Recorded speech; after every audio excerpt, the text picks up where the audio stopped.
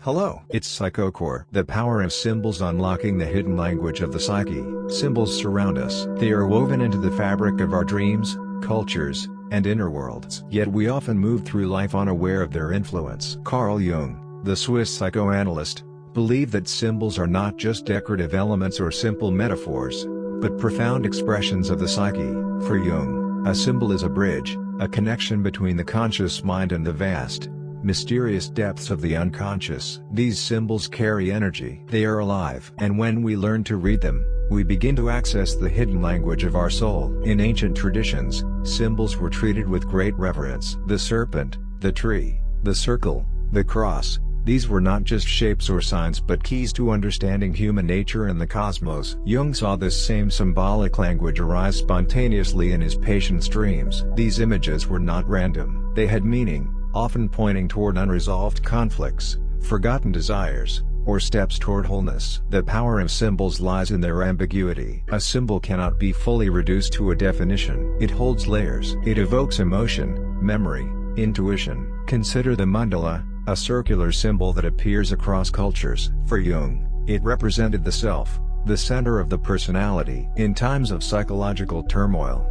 people often drew or dreamt mandalas. It was as if the psyche was trying to restore inner order. Jung believed that symbols arise when the conscious mind is unable to grasp something directly. The unconscious compensates by sending a symbol, something the conscious can begin to work with. This is the path of inner integration. But symbols are not only personal, they are also collective. Mythologies, religions, art, and rituals across human history are built on symbolic systems. These are expressions of what Jung called the collective unconscious, a shared psychic heritage that lies beneath our personal experiences. The hero's journey, the wise old man, the great mother, these are archetypal patterns that show up again and again, not because they are copied, but because they are innate. Yet in our modern world, many symbols have become hollow. Marketing uses them to sell, and we grow numb. The spiritual power of symbols is often dismissed or forgotten. Jung warned that when a society loses its symbols, it also loses its soul. People begin to feel unmoored, disconnected, anxious. Without symbolic anchors, the psyche drifts. The return of meaning requires a return to symbol. To work with symbols is to enter a dialogue with the unconscious. This can happen through dream analysis, art, active imagination, or meditation. Suppose you dream of a snake. You might ask, what does the snake mean to me? What associations come to mind? Is it threatening, or wise? Does it shed its skin?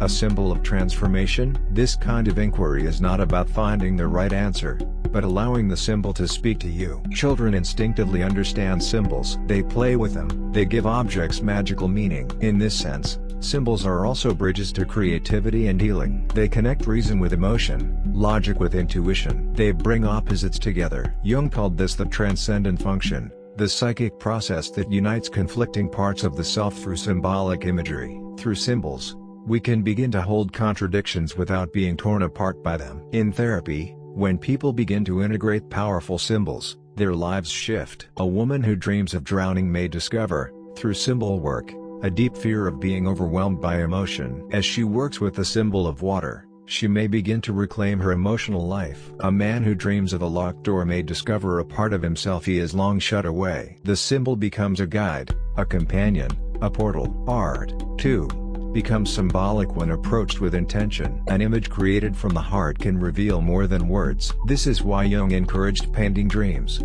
drawing visions, even sculpting inner figures. He believed that symbolic work could lead to individuation, the process of becoming one's true, whole self. It is not a quick fix. It is a journey. Our world today, with its obsession with facts and data, often dismisses symbolic thinking as irrational or childish. But symbols operate on another kind of logic, an ancient, intuitive logic that our ancestors understood deeply. This logic does not contradict reason, it complements it. When we ignore symbols, we cut ourselves off from half of our wisdom. What symbols are active in your life? What images appear in your dreams, your fantasies, your obsessions? What icons do you collect, wear, or surround yourself with? Each may hold a message, a forgotten insight, a call to grow. To pay attention to symbols is to become more conscious, more alive. It is to enter into the mystery of being. In the end, the power of symbols lies in their ability to transform us. They reveal, reflect, challenge, and guide. They are not relics of the past but living currents in our modern soul. And when we begin to honor them once more, we remember who we are,